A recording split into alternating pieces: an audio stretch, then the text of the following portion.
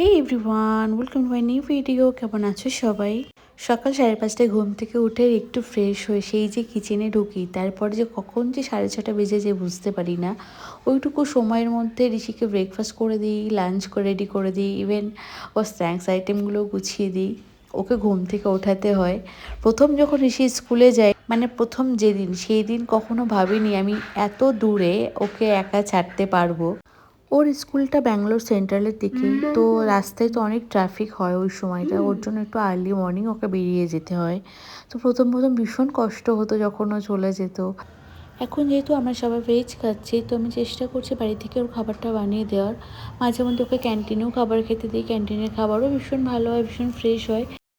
আর এখানে দেখো ঋষিকে ছাড়ার পর আমি একটু চা খেয়ে নিয়েছিলাম। তারপরে আমার গতকাল যে পুজো করা ফুলটা ছিল সন্ধ্যাবেলা উঠিয়ে রেখেছিলাম, তো সকালবেলা ভাবলাম এই ফুলগুলো বেশ তাজা আছে, তো জলের মধ্যে দিয়ে একটা ওড়িটা রেডি করি।